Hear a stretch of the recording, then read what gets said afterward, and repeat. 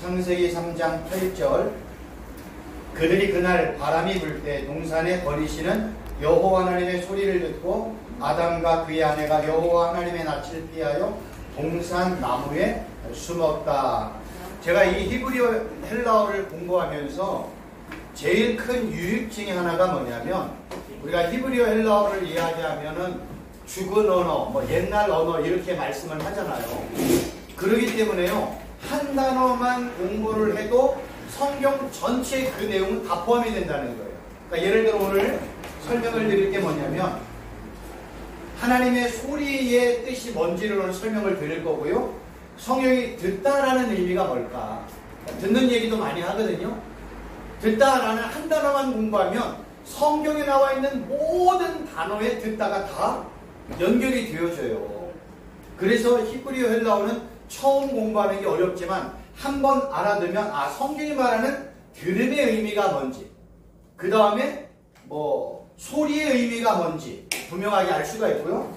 또 오늘은 이제 얼굴이라는 단어를 또 설명을 드릴 것이고, 또 네 번째로는 숨었다라는 의미가 뭔지, 그냥 단순히 우리가 그냥 아담과 하와가 하나님의 명령에 불순종해가지고 나무 사이에 이렇게 숨었다 이런 얘기하는 거 아니거든요. 거기에는요, 언어로 접근을 하면 우리가 생각하지 못했던 많은 내용들이 이 안에 포함되어 있습니다. 그런 내용들을 하나하나 설명을 드리도록 하겠습니다. 먼저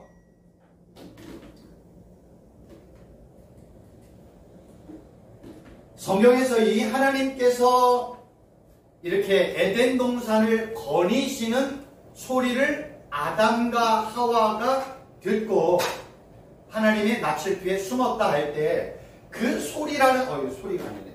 소리라는 단어를 봤더니 그 단어는요, 그냥 간단한 그냥 소리, 목소리, 음성이라는 히브리어 콜이라는 단어를 사용을 합니다. 그런데 성경에서 이 소리라는 단어가 사용이 될 때는요, 어디에서 사용이 되었냐면, 하나님께서 시내산에서 모세에게 말씀하실 때 하나님의 음성, 하나님의 소리가 들려졌고요. 우리가 잘 아는 성막 안 지성소 위에 거기서 하나님이 말씀하셨을 때 이 소리라는 콜이라는 단어가 또 사용이 되어졌고, 하나님께서 이 블레셋 군대가 이스라엘을 공격할 때 그 블레셋 군대를 무너뜨리기 위해서 하늘에서 큰 우레소리를 발하여 역사가 일어날 때 블레셋 군대를 하나님의 우레소리로 물리쳤던 내용들이 우리가 성경에서 일반적으로 아는 내용입니다. 성경은 하나님께서 하나님의 종을 통해서 또는 하나님이 직접 누군가에 말씀하실 때, 어떤 때는 천둥으로, 어떤 때는 번개나 우레로, 어떤 때는 구름으로, 어떤 때는 나팔소리로, 어떤 때는 하나님의 음성으로 하나님이 자신을 이렇게 계시하는 모습이 나타나는 거예요.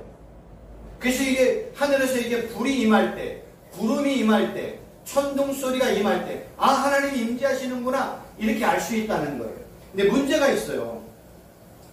하나님께서 때때로 이스라엘 백성들에게 천둥 소리로, 우레 소리로 말씀을 하면, 성경에 보면 이스라엘 백성들이 하나님의 천둥 소리로 말씀하시는 그 음성을 듣지를 못했다는 내용이 나옵니다.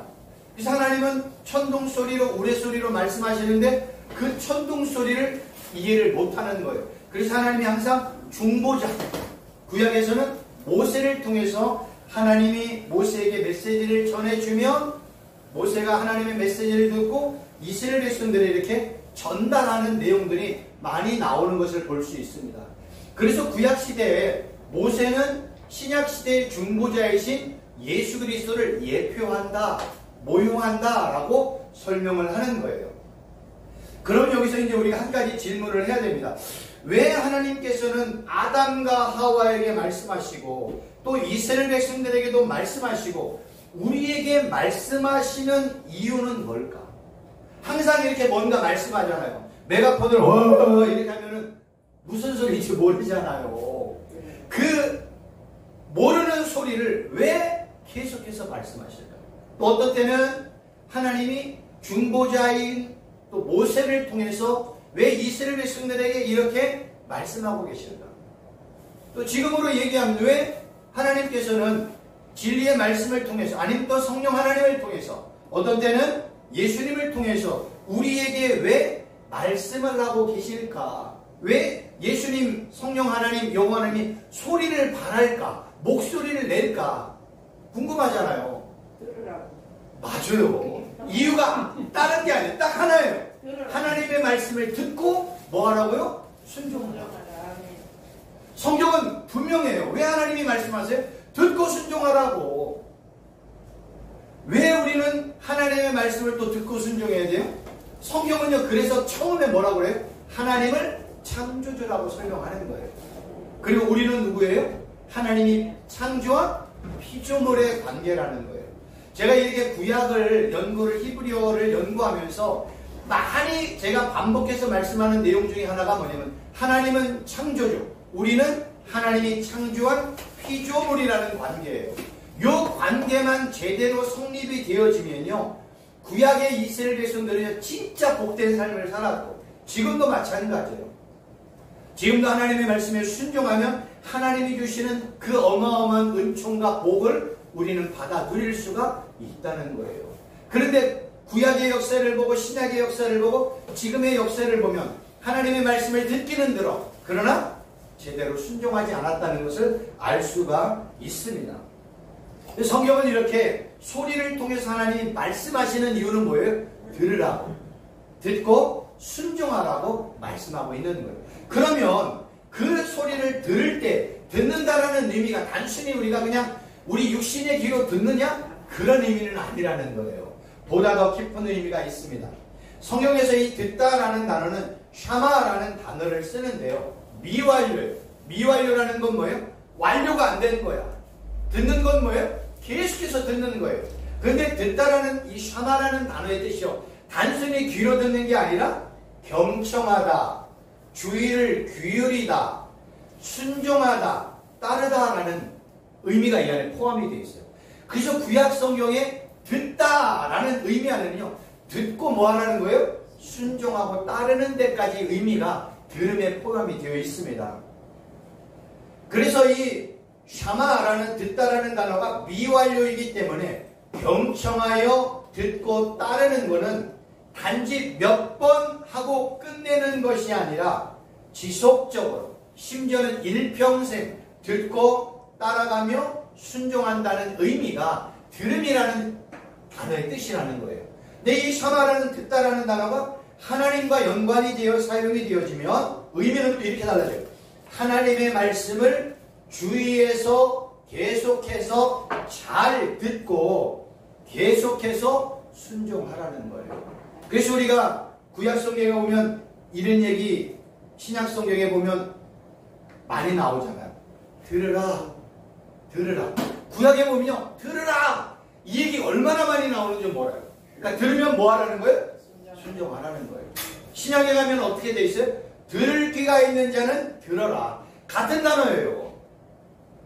구약에 말하는 들으라나 신약에 말하는 들으라나 그 의미는 듣고 이해하고 깨닫고 순종하며 따라가는 거예요. 어디까지? 끝까지. 이게 성경이 말하는 들음의 의미입니다. 그러면 여호와의 소리를 듣고 아담과 이제 하와가 여호와의 낯을 피했다. 이 낯은 얼굴을 이야기하거든요.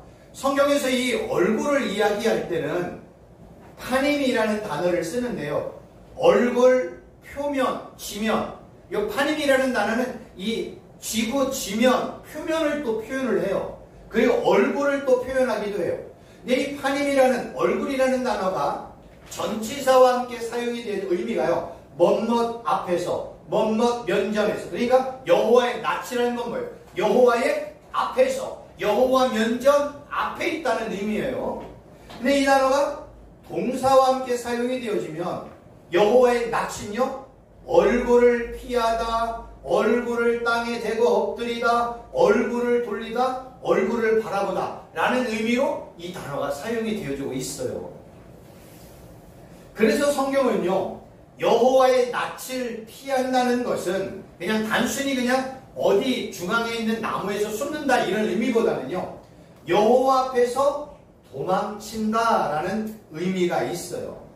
그리고 여호와의 낯을 피한다는 것은 이렇게 제가 우리 목사님들의 얼굴을 지금 바라보고 있잖아요. 이렇게. 이거는 대면하는 거예요. 근데 여호와의 얼굴을 피한다라고 얘기하는 것은 첫째 도망친다는 의미도 있지만 이제는 하나님을 향했던 얼굴을 어디로 향해? 다른 곳으로 향하는 거예요. 근데 성경에서는 하나님의 얼굴을 피해 다른 곳으로 얼굴을 돌렸을 때는요, 항상 뭐와 연관이 되어지냐면 우상숭배와 연관이 되어져요. 이게 참 신기하죠. 이런 단어들을 공부를 하면 내가 하나님과의 얼굴을 대면하여 보고 하나님을 바라보고 하나님의 말씀을 듣고 순종하면 이거는 의로운 관계예요. 그러니까 성경은 하나님과 사람과의 관계가 올바로 되었을 때 그거를 의라고 얘기를 해요. 그런 사람을 의인이에요. 그러니까 하나님과 나와의 관계가 잘못돼서 그거는 죄예요. 그거를 죄인이라고 성경이 이야기하고 있습니다. 그래서 하나님과의 올바른 관계가 제대로 서 있는 사람을 성경에서는 의로운 자라고 얘기하는데 그 얼굴을 내가 다른 쪽으로 향했어. 우상을 향했어. 그거는 불의한 자라고 이야기합니다. 그래서 성경은요, 항상 하나님께서 뭐라고 얘기해요? 너의 얼굴을 다른 곳으로 향하지 마라고 이야기를 해요. 하나님을 향한 얼굴을 다른 곳으로 돌리지 마라. 왜요? 우상숭배를 하니까. 이런 경고의 메시지가 바로 반복해서 나왔던 이유 중에 하나가 바로 여기 있는 거예요. 하나님과의 바른 관계가 제대로 세워지면 이거는 의로운 상태, 의로운 관계거든요. 근데 내가 얼굴을 돌려 우상숭배를 하는 순간 그건 하나님의 은혜로부터 벗어나고 하나님을 거부하고 하나님으로부터 도망친다는 거예요. 이런 자들에게 임하는 게 뭐예요? 하나님의 징계의 심판이 임했던 겁니다. 그래서 구약 성경에서는요, 하나님의 얼굴을 설명할 때는 항상 뭐와 연관이 돼요? 은혜예요. 은혜. 은혜와 자비가 항상 하나님의 얼굴로 표현이 되어져요. 그래서 이스라엘 백성들이 항상 하나님을 만나면 하나님 우리에게 얼굴을 보여주십시오. 내가 하나님을 향해 얼굴을 바라봅니다. 얼굴을 듭니다. 하나님 얼굴을 나에게 비춰주세요. 이런 의미는 다 뭐예요? 하나님 우리에게 뭐 달라는 거예요? 은혜와 자비를 베풀어 달라는 거예요. 그래서 구약 시편에 보면 여호와여 주의 얼굴을 들어 우리에게 비추소서 이렇게 표현하는 거예요. 그러니까 하나님이 우리에게 얼굴을 비춰준다. 하나님 우리에게 얼굴을 계속해서 바라보고 계신다. 그럼 하나님의 은혜와 축복과 자비가 계속해서 임하는데 성경에 보면 또 하나님의 얼굴을 돌리려고 사람이 얼굴을 돌리기도 하지만 이제 하나님의 얼굴을 이렇게 외면해. 아무리 하나님을 불러도 하나님의 얼굴을 외면해. 그거는 하나님의 은혜가 떠났다는 거예요. 하나님이 너희를 더 이상 구원하지 않겠다는 것이 하나님의 얼굴을 돌리는 거예요. 그러니까 얼굴을 돌리는 거는 죄인이 하나님을 향한 얼굴을 돌리기도 하고 이제는 하나님이 그 죄인을 향해서 얼굴을 돌리는 거예요. 그럼 뭐만 보여요? 등이 맞대는 거죠. 하나님이 얼굴을 돌리고 사람이 얼굴을 돌리면 등이 맞대는 거예요. 그래서 부부가 등을 맞대고 다니면 그날은 족쳤구나. 그런 거예요. 그게 의미가 다 비슷하다니까요. 그래서 부부는요 얼굴을 바라보고 살아야 되는 거예요. 그래서 아담과 하와를 돕는 배필이라고 표현한 이유가 뭐냐면 아담과 하와가 뭐예요? 서로 앞에서 돕는 거예요. 그래서 돕는 배필의 의미가 첫 번째 의미인데 지난번에 설명을 드린 것처럼 성경이 말하는 진짜 돕는다는 건 누가 도와요? 하나님이 도우는 거예요. 예수님이 도와주시는 거예요. 그래서 성경은 하나님을 돕는 배필로 표현한다니까요. 그래서 이 단어가 신약 성경으로 넘어가면 보혜사가요 돕는다는 뜻이에요. 그래서 제가 이게 억지로 쥐어 맞힌 게 아니라 히브리어 헬라어를 하나하나 따져 공부를 해보니까 성경에는 일차적인 의미로 아담과 하와가 서로에게 돕는 배필이지만 성경이 진짜 돕는 배필은 누구예요? 우리 앞에서 영원히 절대로 변하지 아니하고 외면하지 아니하고 흔들리지 아니하시는 전지전능하신 창조주 하나님만이 피조물에게 돕는 배필이라는 거예요. 그래서 하나님과 아담과 하와의 관계를 설명을 했고 이게 신약으로 넘어가면 신랑이신 예수님과 신부인 교회의 하와의 관계를 이렇게 표현을 한 거라고요. 그래서 구약시대에는 이렇게 하나님의 얼굴을 표현할 때 하나님 우리에게 얼굴을 보여주세요 라고 간구를 하는 거예요. 그런데 문제가 있어요. 구약 성경에 우리가 하나님의 얼굴을 본다 하면 하나님의 얼굴을 보는 자는 구약 성경에 뭐라고 나와 있어요? 죽는다 라고 나와 있어요. 그래서 아무도 하나님의 얼굴을 볼 수가 없어. 그런데 성경을 봤더니 야곱이나 모세나 하나님의 종들이 가끔씩 하나님의 얼굴을 배웠다라는 표현을 쓰거든요. 하나님의 얼굴을 보면 죽어야 되잖아요. 근데 안 죽었어. 성경이 이렇게 하나님을 본다라고 이야기할 때는요, 하나님의 임재가 임했다는 의미지 하나님의 얼굴을 어떻게 봐요? 구약 성경에 언급되는 하나님은 영이신 하나님이잖아요. 영이신 하나님의 얼굴을 어떻게 봐요? 볼 수가 없잖아요. 그런데 시편의 시인들이 표현할 때, 하나님의 종들이 표현할 때 하나님 우리에게 얼굴을 보여주세요. 우리에게 얼굴을 돌려주세요. 이렇게 간구하는 이유는 하나님의 임재가 이곳에 임하기를 원합니다. 하나님 우리에게 은혜와 축복과 자비를 베풀어 주옵소서라고 기도하는 시적인 표현이라는 거예요. 그런데 구약에만 본다라는 단어가 나오는 게 아니라 어디도 나와요? 신약에도 본다라는 단어가 여러 번 나온단 말이에요. 연관된 성경 구절 요한복음 14장 9절 예수께서 말하시되 빌립아 내가 이렇게 오래 너희와 함께 있으되 내가 나를 알지 못하느냐? 나를 본 자는 예수님을 본 자는 아버지를 보았거늘 하나님 아버지를 보았거늘 어찌하여 아버지를 보이라느냐. 지금 우리가 예수님의 제자들이 예수님을 봤잖아요. 그럼 예수님을 보는 건 하나님을 봤다고 얘기를 한단 말이에요. 이 의미가 뭔지를 알려면 신약 성경이 말하는 본다라는 단어를 또 공부를 해야 돼요. 이 본다라는 단어가 호라오라는 단어를 써요. 근데 헬라어를 표기를 해주셔야 돼요. 근데 어려워. 이게 표기라면 할 수 없어요. 하셔야 그래서 제가 그냥 한글로 이렇게 성경을 하는데 헬라어에도요 이렇게 눈으로 보는 거는요 다른 단어를 써요. 근데 이렇게 보다라는 단어가 관찰하다, 시각하다, 상상하다, 경험하다, 이해하다, 인식하다, 깨닫다, 주의하다, 눈으로 주목하다, 마음으로 보다, 인격적으로 경험. 이게 본다의 의미라니까요.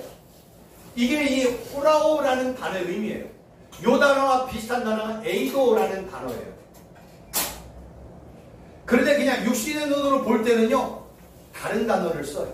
그러니까 성경이 이렇게 본다라는 의미를 육신의 눈으로 보는 것과 이렇게 듣고 깨닫고 이해하고 마음으로 보고 경험할 때는요 호라오나 에이도라는 다른 단어를 의도적으로 사용한다니까요.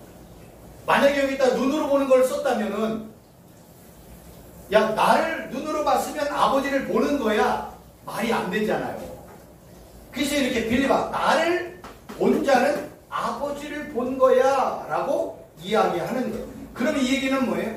빌립아 내가 지금 너와 함께 여러 날을 같이 살았잖아. 그러니까 나를 본 자는 아버지를 본 거야 라고 이야기하는 것은 내가 지금 너희들에게 천국 복음을 전하고 메시아를 전하고 진리를 전했잖아. 그걸 지금까지도 깨닫지도 못한 거야? 이해하지도 못한 거야? 라고 묻는 거예요. 예수님이 그렇게 얘기한 거예요. 지금 빌립에게 내가 너희와 함께 지금 산지가 얼마나 오랜 세월을 함께 살았냐. 근데 내가 지금까지 얘기하는 것 아직도 이해를 못해? 나를 본 자는 아버지를 본 거야. 내가 전하는 말씀 하나님의 나라의 천국에 대한 복음 진리의 말씀 메시아를 증거한 거를 깨달으면 그게 아버지를 본 거야 라고 얘기하는 거예요. 그러니까 이 얘기를 빌립이 알 수가 있어요 없어요? 모르죠. 우리도 이 내용만 보면 알 수가 없어요. 한글 성경으로. 근데 헬라어와 히브리어 단어를 이렇게 공부를 하면 예수님이 나를 보았다고 얘기하는 것은 예수님이 제자들에게 진리의 말씀, 천국 복음, 하나님의 나라, 새하늘과 새 땅을 막 선포하시잖아요. 그거를 듣고 이게 그 말씀이었구나. 이게 이런 진리였구나 라고 듣고 깨닫고 이해하고 믿어지면 그것이 뭐예요? 예수님을 보았다라고 얘기하는 거예요. 그런 자는 하나님을 또 보았다라고 얘기하는 거예요. 우리가 매주 주일날 목사님의 설교를 듣고 이렇게 성도들이 은혜를 받고 또 우리 목사님들이 다른 여러 목사님들의 강의나 설교를 듣고 깨닫고 이게 이런 내용이구나.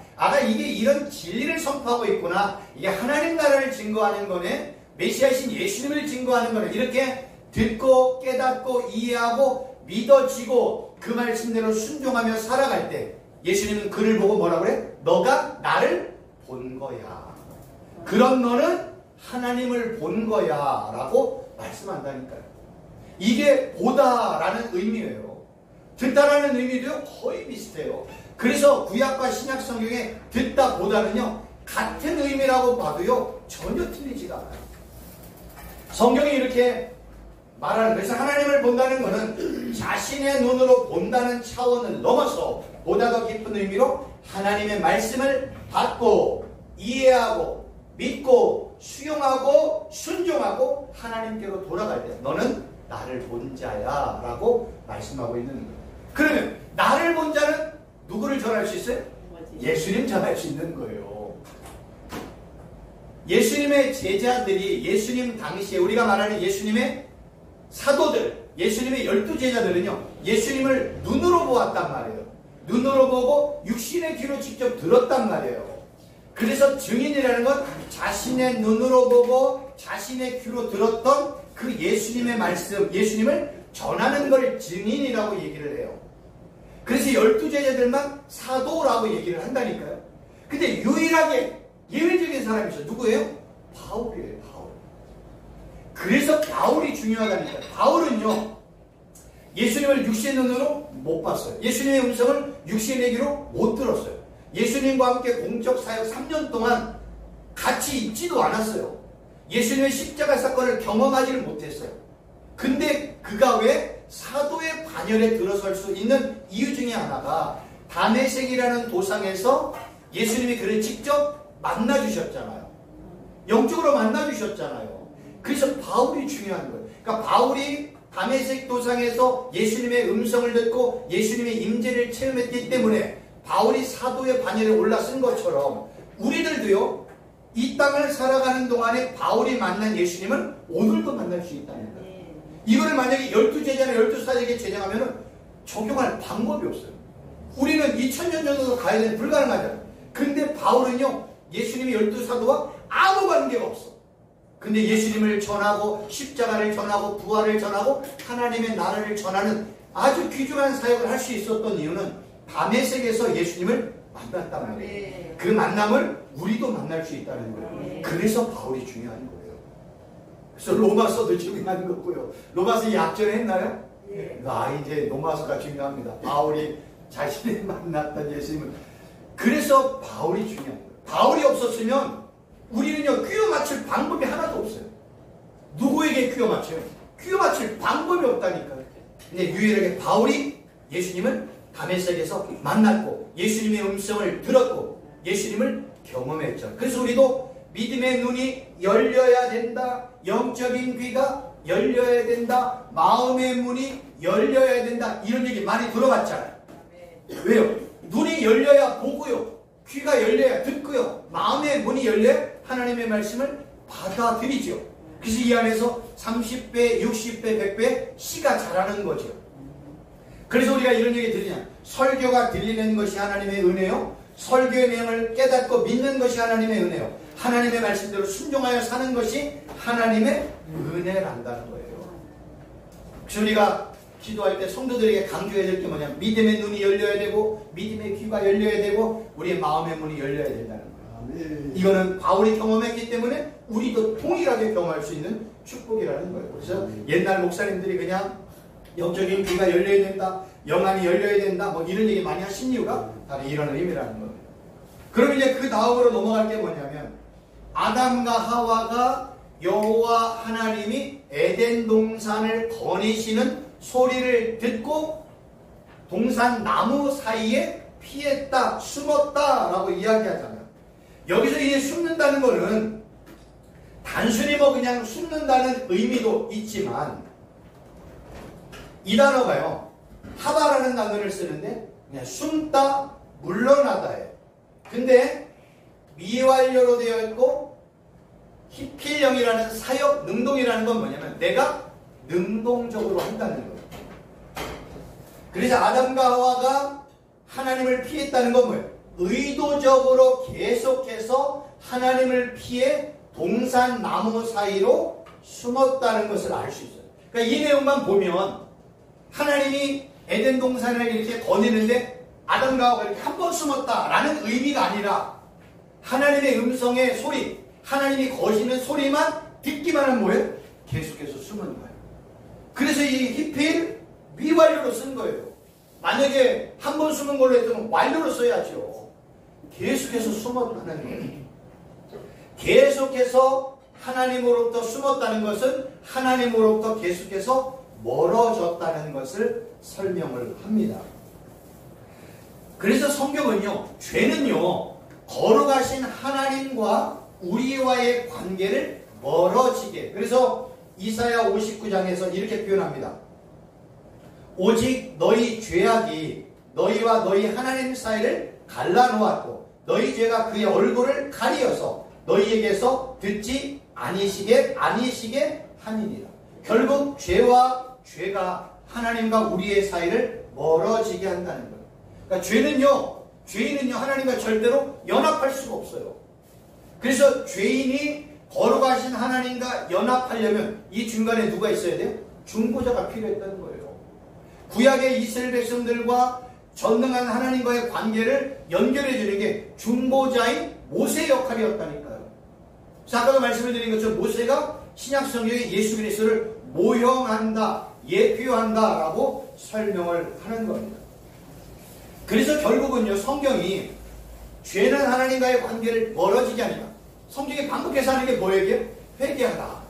속히 회개하라. 회개하고 다시 하나님 품으로 돌아오라 하는 이야기를 하는 이유가, 죄인은요 아무리 아담과 하와가 나무 중앙에 나무 사이에 숨었다 할지라도 하나님이 몰라요? 다 알잖아요. 그러니까 성경은 뭐예요? 하나님은 어디에서나 모든 것들을 다 꿰뚫고 계시는 전지전능한 하나님이시잖아요. 그러니까 하나님 앞에서 숨을 수가 없어.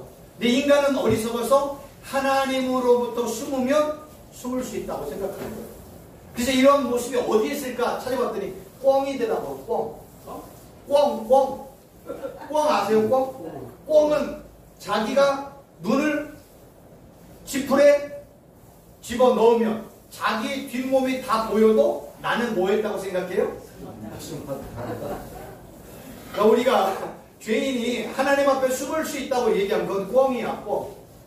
인간은 절대로 숨을 수가 없어. 꿩도요 자기 얼굴만 쳐박았다고 해서 안 보이는 게 아니에요. 잡기가 너무 쉬워. 가서 뭐예요? 몸만 밑에면 되는 거예요. 하나님 앞에서 숨을 수 있는 자는 아무도 없다. 그러니 성경이 뭐라고 그래? 속히 하나님께로 돌아와라. 속히 하나님께로 돌아와라. 아버지께로 돌아와라. 그러면 내가 너의 뭐가 되어줄게? 하나님이 되어줄게. 그래서 이런 표현이 나오는 거예요.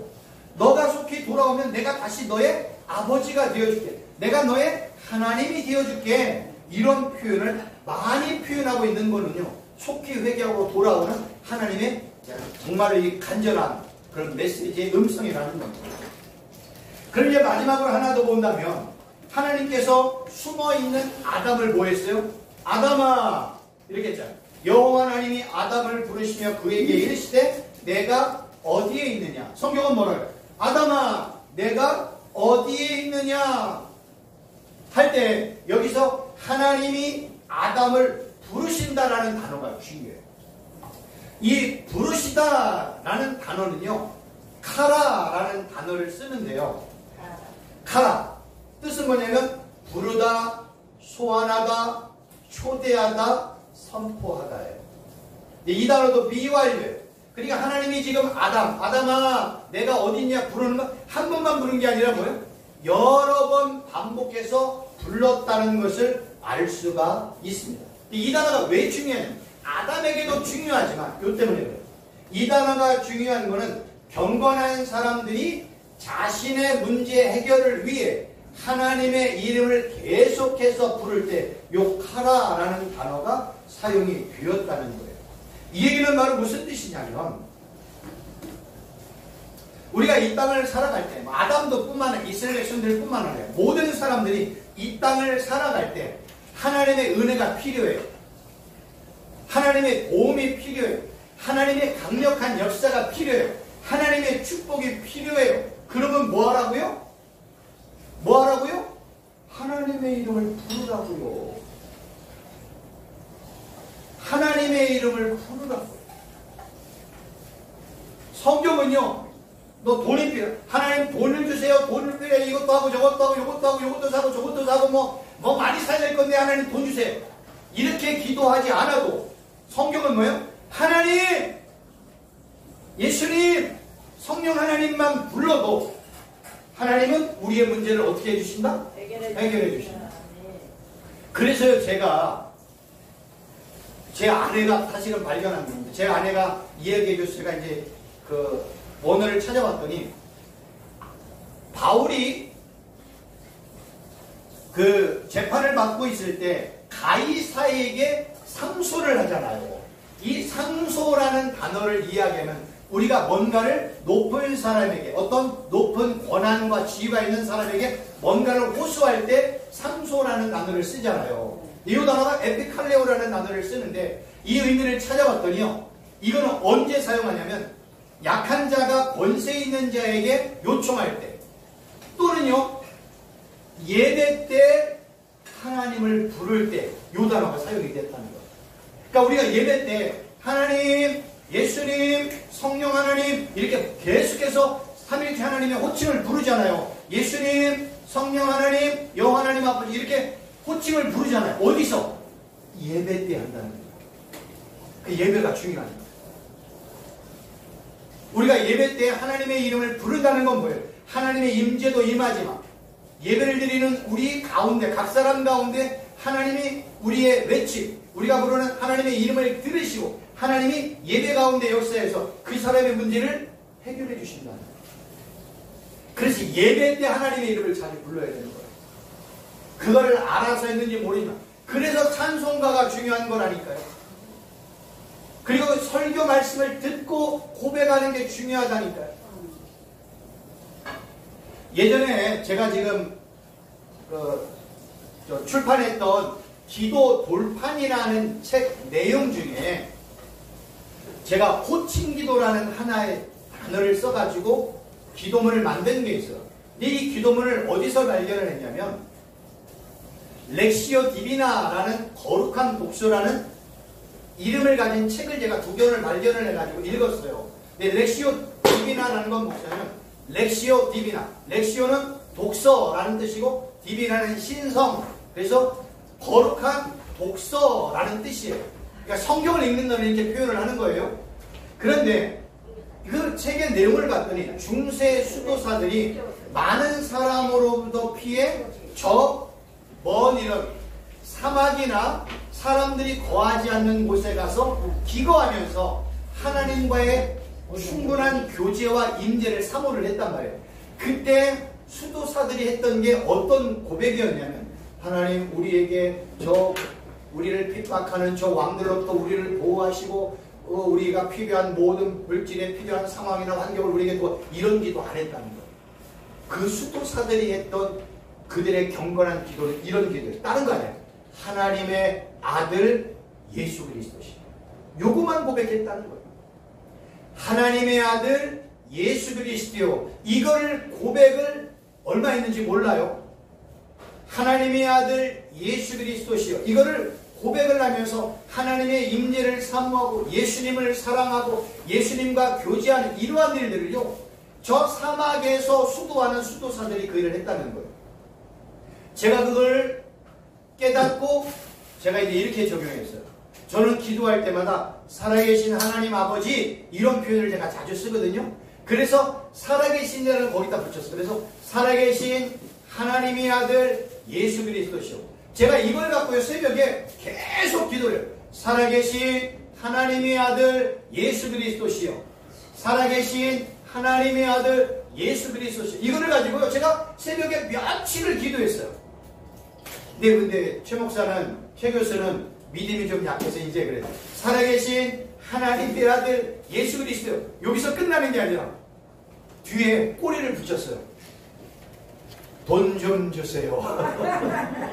살아계신 하나님의 아들 예수 그리스도시여, 돈 좀 주세요. 살아계신 하나님의 아들 예수 그리스도시여, 나의 길을 열어주세요. 살아계신 하나님의 아들 예수 그리스도시여, 성령으로 충만케 해주세요. 살아계신 하나님의 아들 예수 그리스도시여, 우리 성도들이 하나님의 은혜를 체험하게 해주세요. 그래서 제가 살아계신 하나님의 아들 예수 그리스도 뒤에다가 짤막하게 기도문을 만들어가지고 그 기도 돌판 내용 안에 그 기도문이 수록이 되어 있는 거예요. 제가 왜 이 말씀을 드리냐면, 우리가 단순히 그냥 하나님, 예수님, 성령 하나님의 호칭을 부르면 그냥 우리는 호칭 정도라고 생각하잖아요. 근데 이 단어를 히브리어 헬라로 접근을 해봤더니 어마어마한 거예요. 우리가 문제 있을 때마다 우리는 뭐 불러야 돼요? 하나님 하면 돼요. 내가 괴로워서 기도를 못할 수가 있잖아. 그때 우리는 뭐 하면 돼요? 예수님! 예수님이 다 알아. 어떻게 다 알아요? 우리를 창조주시잖아요. 우리의 속과 마음과 생각을 완벽하게 하시는 분이 누구시라고요? 삼위일체 하나님. 우리는 뭐만 하면 돼? 예수님, 성령 하나님, 영원 하나님 아버지 부르기만 하면 돼. 이게 어디서 불려졌다고요? 예배 때 불려졌다는 거예요. 예배 때. 그러니까 기가 막힌 거예요. 그러니까 예배가 너무 중요한 거예요. 예배가. 예배는요, 하나님을 만나는 것이지만 내가 예배 때 하나님의 음성을 외치는 순간 하나님은 내 문제를 해결해 주시는. 어디서? 예배 때. 그 예배 끝나고 내가 일상에 나갈 때 예배가 아니에요. 내가 거기서 예수님 부르면 내가 일상에서도 우리 예수님이 내 문제를 해결해 주시는 거예요. 근데 문제가 있어요. 안 불러요. 안 불러. 아버지를 아버지라 불러야 되는데 아버지. 홍길동에 그러잖아요. 아버지를 아버지라고 부르지 못한다고. 아버지. 그 우리 대한민국 성도님들의 신앙은 뭐예요? 홍길동 신앙이야. 아버지를 아버지로 안 불러. 예수님은 예수님으로 불러야죠. 하나님을 하나님으로 불러야죠. 안 불러. 불러야 된다니까요. 부르면 하나님이 들으시고 역사해 주시는 거예요. 하나님께서 왜 이렇게 구약 성경에 보면 아담아 이렇게 부르고 또 이스라엘 백성들을 부르시잖아요. 왜 부를까? 부르시는 이유는 다른 것 아니에요. 뭐 하려고요? 회복해 주시려고.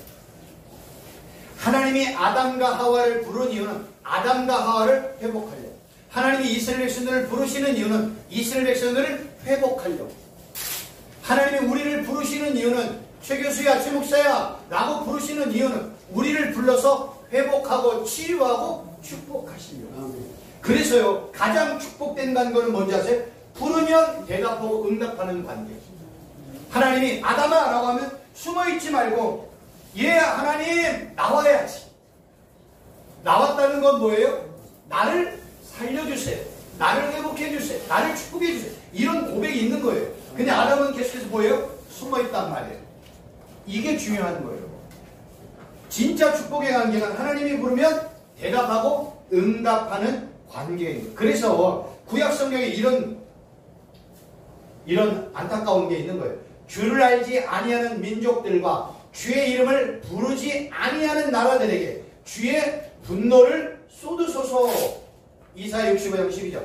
내가 너희를 칼에 붙일 것인지요 다 부풀리고 죽임을 당하리. 이는 내가 불러도 너희가 대답하지 아니하면 내가 말하여도 듣지 아니하고 나의 눈에 악을 행하였으며 내가 즐겨하지 아니하는 일을 택하였으며. 그러니까 불러도 말해도 뭐예요? 대답이 없어. 부르면 대답을 해야 돼요. 하나님께서 부르시는 거예요.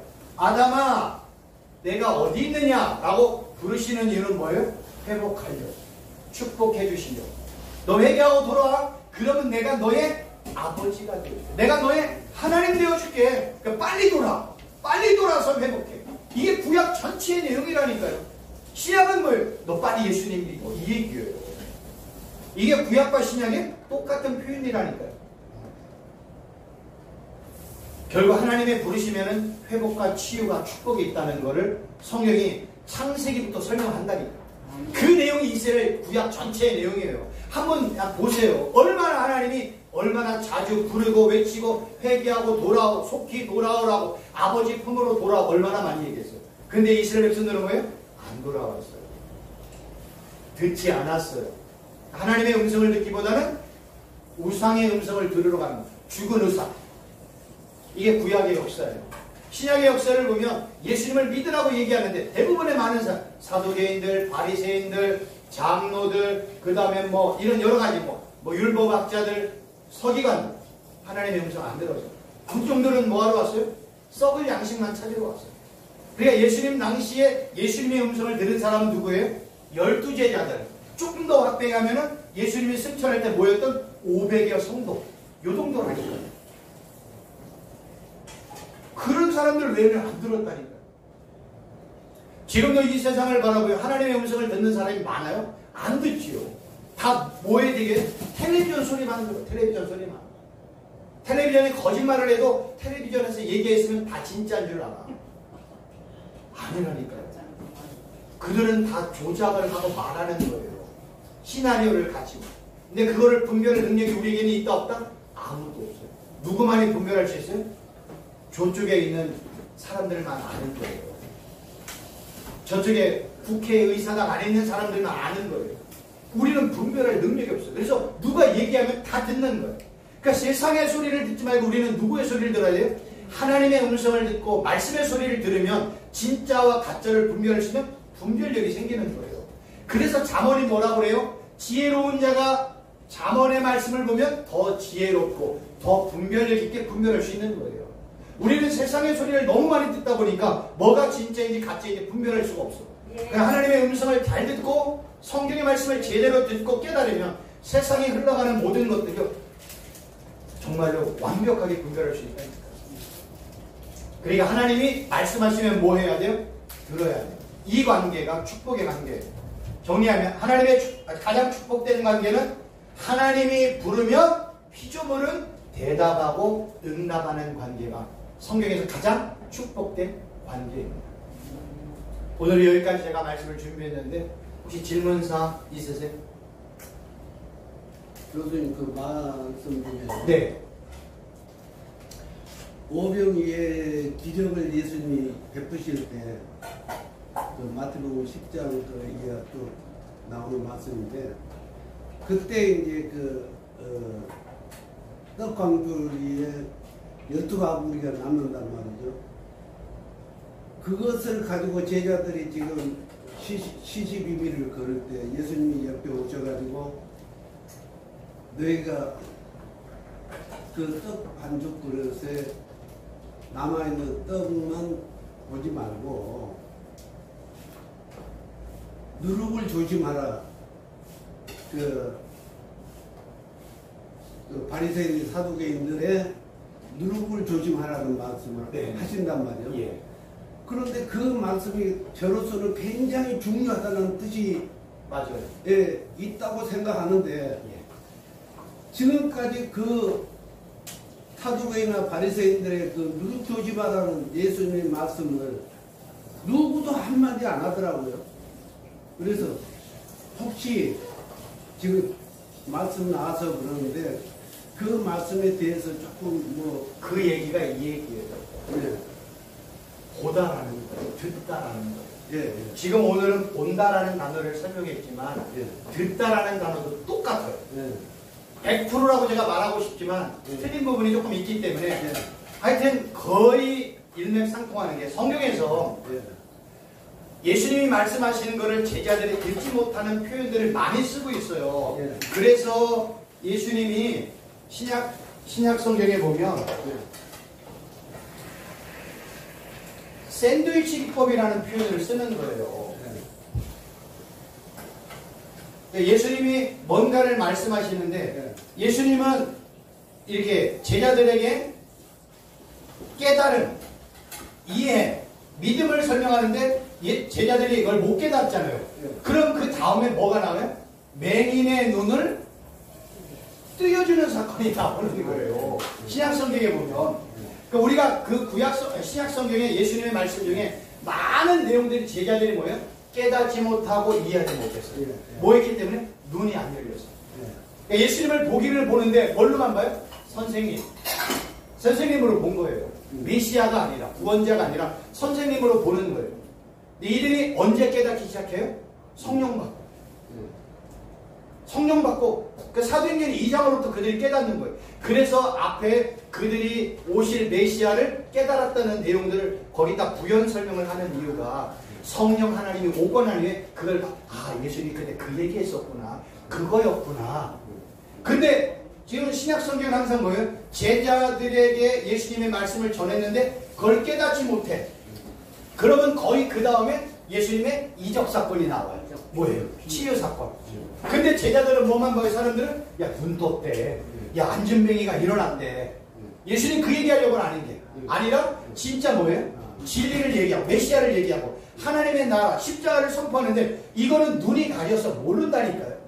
이런 표현을 쓰는 거예요. 지금 우리 목사님이 말씀하신 내용도 예수님이 오병이어를 이야기해주는 건 결국 뭐 얘기해요? 그 다음에 내용에 뭐가 나와요? 요한복음에 보면 예수님이 떡과 뭐라고 나와요? 내가 생명의 떡이다. 그 얘기하는 거예요. 그러니까 성경은 진짜 예수님이 말씀하고 싶은 거면 예수님 자신을 드러내야 되는데 예수님 자신을 드러내면 이들이 오해를 한단 말이에요. 그러니까 예수님이 오병이어 7병의 기적을 했더니 수천만 명의 사람들이 뭐 모였어요? 예수님한테 썩은 음식 먹으러 왔잖아요. 예수님이 너 썩은 음식 구하지 마. 영생하도록 있는 양식을 구해야지. 그래, 예수님 영생하도록 있는 양식이 또 뭐예요? 이렇게 물으면 돼야 안 돼요? 못 깨달아서 그러죠. 영생하도록 양식은 누구예요? 예수님이 양식이잖아요. 예수님이 뭐라고 했어요? 내가 하늘에서 내려온 떡이다. 내 피를 마시고 내 살을 먹는다. 그래서 많은 사두개인들 바로 우리가 그럼 예수의 살과 피를 먹으면 우리가 식인종이야? 이게 이해를 못하는 거예요. 근데 예수님은 하늘에서 내려온 떡이라고 자신을 얘기하면서 어떤 사건을 얘기해요? 이스라엘 백성들이 40년 광야에 걸을 때 하늘에서 못 내려왔어요? 만나 내려왔잖아요. 예수님이 그 얘기를 의도적으로 꺼낸 이유가 뭐냐면 하늘에서 내려온 만나를 이스라엘 백성들은 뭘로 먹었어요? 그냥 썩을 양식으로 먹었어요. 썩을 양식으로. 그걸 뭘로 먹어야 돼요? 하늘에서 내려온 양식으로 먹어야 돼요. 근데 육체적인 양식으로 먹었단 말이에요. 그래서 하늘에서 내려온 양식을 그냥 육체적인 양식으로 먹는 그들은 다 뭐예요? 다 죽었다고 표현하는 거예요. 누구만? 가나안 땅에 들어간 두 사람, 믿음의 사람 갈렙과 여호수아. 그리고 또 누구예요? 광야에서 태어난 이세대. 왜 그렇게 표현했을까? 거듭난 것을 표현하는 거예요. 1세대는 다 죽는 거예요. 그래서 우리가 예수님을 나의 구주로 영접할 때 새하늘과 새 땅, 새로운 나라에, 그러니까 구약은 뭐예요? 애굽의 세상이란 애굽에서 나와 광야 40년을 지나 가나안을 가잖아요. 이거를 지금 이렇게 모형으로 보여주는 거예요. 우리도 세상에서 부름을 받았잖아요. 부름을 받는다는 게 뭐예요? 교회라는 단어잖아요. 에클레시아. 내가 세상으로부터 부름을 받은 자들의 모임이 교회잖아요. 그들이 어디로 가요? 새하늘과 새 땅을 가는데 부름받은 자들은 세상에서 불러난 거듭난 자들, 예수님을 믿는 자들만 새하늘과 새 땅에 들어가는 거예요. 그래서 구약의 애굽이라는 세상과 광야 40년과 가나안 땅을 설명을 하는 거예요. 세상이라는 지금과 예수님을 믿는 우리들이 마지막 새하늘과 새 땅에 가는 모습을 지금 이렇게 설명을 하고 있는 거예요. 그래서 우리가 지금 이 땅을 살아갈 때 광야 40년을 살아간다니까요. 지금 40년을 살아갈 때 이제 우리에게서 어떤 사람이 있고요? 거듭난 자. 또 뭐예요? 여호수아 갈렙처럼 뭐예요? 믿음으로 가나안 땅을 바라보는 자. 그들만이 어디 들어가요? 새하늘 봤을 때 가나안 땅 들어가는 거예요. 그러니까 성경은 그런 식으로 표현을 하는데 목사님의 말씀처럼 예수님의 제자들이 그걸 깨닫지 못했어. 그래서 그냥 많은 사람들이 잘못 보면 그냥 5병이요, 7병이요의 사건은 그걸로 설명하는데 성경은 그걸 통해서 진짜 얘기하고 싶은 양식이 있어요. 누구예요? 예수님이 양식이잖아. 예수님이 생명의 떡이잖아. 예수님이 하늘에서 내온 양식이 그 설명을 하는 거예요. 그래서 아브라함이 태어나서 아브라함, 이삭, 야곱, 유다 태어났는데 그 아브라함 속에서 굉장히 성경에서 중요하게 이슈를 주는 대목이 가나안입니다. 예. 가나안인데 이 가나안이라든가 아브라함의 탄생한 것의 그런 부분에 대해서 아브라함의 성경 속에서 아브라함 이름이 제일 많아요, 사실. 뭐 창세기부터 쭉 수사기에서 히브리서까지, 히브리서도 보면 아브라함 요지 질문 그것인데 예. 그 사람들이 나와서 가나안 땅에 대해서 그 비유적으로 말씀하는 부분이 있어요. 그런데 그 가나안에 대해서도 그렇게 말씀을 안 하시더라고요. 나중에 가나안에 대해서는 기회가 되면 제가 설명을 드리도록 하겠습니다. 오늘은 여기서 마치고 기도하겠습니다. 또 질문 있으세요? 없죠? 하나님 아버지 감사합니다. 오늘 아담 부르시는 하나님의 음성을 우리가 잘 깨달았습니다. 하나님이 부르시면 대답하고 순종하는 우리 모든 복된 목사님들 되게 하여 주옵소서. 아멘. 사역하는 사역지의 기름 부음을 허락하여 주시고 30배, 60배, 100배의 열매와 결과들이 맺혀지게 하여 주옵소서. 예수님의 이름으로 기도하옵나이다. 아멘. 수고하셨습니다.